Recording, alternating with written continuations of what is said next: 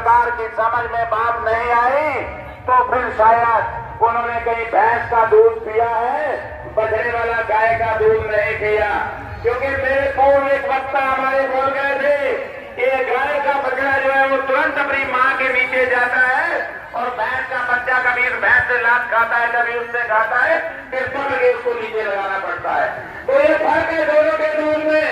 मुझे लगता है कि या तो हमारे अधिकारियों ने, हमारे कर्मचारियों ने, हमारी सरकार ने भैंस का दूध पिया है जो इनको इन किसानों की बात समझ में नहीं आ रही, या इन्होंने अगर गाय का पिया है तो ये जानबूझकर हमको परेशान कर रहे हैं क्योंकि इनके दिमाग में चालाकी और चुस्ती भरी हुई है।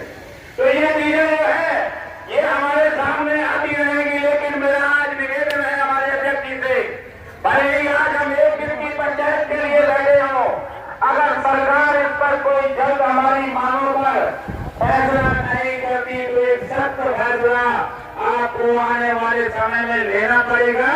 क्योंकि रोज रोज किसान सड़कों पर आकर बैठे और सरकार उसको ना माने, ये कहीं ना कहीं हमारे लिए हमारे मॉरल को गिराता है, हमारी मन भावना को छोटा करता है। क्योंकि हम एक ही मांग को लेकर बार बार सरकारों के सामने आते हैं, लेकिन सरकार उसको इधर से सुनती है, दूसरी तरफ से निकाल देती है। सबसे बड़ी समस्या आज पालतू पशु जो आवारा हो चुके हैं सड़कों पर, या तो अगर बड़े वाहन से टकराते हैं तो उनकी अपनी मृत्यु हो जाती, और अगर छोटे वाहन से टकराते हैं तो हमारा वाहन वाला, हमारा भाई, चाहे वो किसान हो, देशवासी हो, उसको अपनी जान से हाथ धोना पड़ता है। हमारा पशुओं के लिए अगर सरकार के पास कोई प्लान नहीं है तो भाई यूपी में भी जंगल होगा, उत्तराखंड में भी जंगल है, वहां पर कोई दाना नहीं खिलाना पड़ता।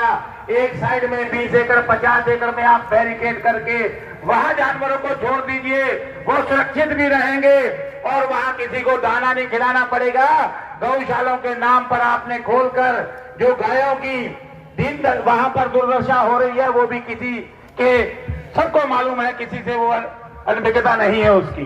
तो इसलिए चीनी की बात करें, चीनी की बात पर अगर हम जाते हैं तो 10 रुपए आपने गन्ने के बढ़ाए तो 1 रुपया किलो अगर चीनी पर बढ़ाते हैं तो 10 रुपए का फायदा होता है, क्योंकि 10 किलो चीनी 1 कुंटल से निकलती है। और वो गन्ना, जिस गन्ने की मैल भी बिक जाती है, क्योंकि मैं खुद किसान हूं तो मैंने हजारों सैकड़ों ट्रालियां अपने समय पर अपने किसानों को वहां से चीनी मिल से उठवाई और खुद भी खेतों में डाली। मैली खेत में डालने के लिए उसका भी हम पैसा भरते थे।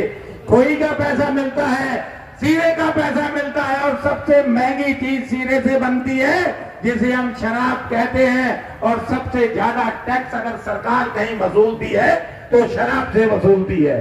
और आने वाले समय में, क्योंकि समय कम है, लेकिन मैं मालिक जी से क्षमा चाहूंगा, कुछ जानकारी की बातें हमें बतानी पड़ेगी। अभी मैंने पिछली बार भी कहा था कि जब तक किसान की उपज को लोगों के खिलाने के लिए, देशवासियों के लिए इस्तेमाल किया जाएगा, किसान कभी नहीं उभरेगा। और जिस दिन किसान की पैदावार को कॉमर्शियल यूज में, इसका व्यापारिक अगर इसका प्रयोग होने लग जाएगा, पूरी जिंदगी सफल हो जाएगी। आपका जीवन कृषि पर निर्भर, वो अच्छा हो जाए। अभी थोड़े दिन पहले गडकरी जी ने एक कार का आपको उद्घाटन किया था जिसमें वो एथेनॉल से चलेगी।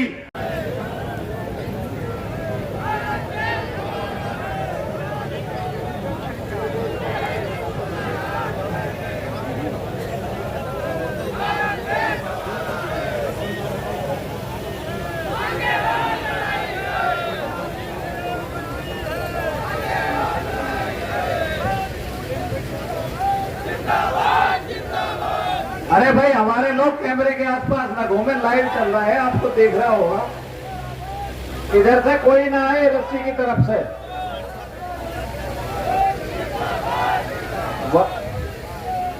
आप लोगों का बहुत बहुत धन्यवाद, आप पूरी ताकत के साथ पहुंचे हैं। स्वागत।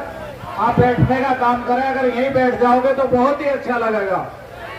जहां खड़े हो अगर यहीं बैठ जाओ तो बहुत अच्छा लगेगा, पूरा प्रांगण दूर तक भर जाएगा, पीछे के लोगों को कष्ट नहीं होगा। तो आपसे निवेदन है, आपका बहुत बहुत स्वागत और धन्यवाद। जावेद तोमर जी, आप अपनी बात करें। इस महापंचायत के अध्यक्ष जी, हमारे आदरणीय अध्यक्ष राजेश चौहान जी, इधर आ जाओ। हमारे राष्ट्रीय संरक्षक बाबा राजेंद्र मलिक जी, राष्ट्रीय महासचिव तालान साहब, मांगेराम त्यागी जी, हमारे शेर युवा के प्रदेश अध्यक्ष दिगंबर भाई।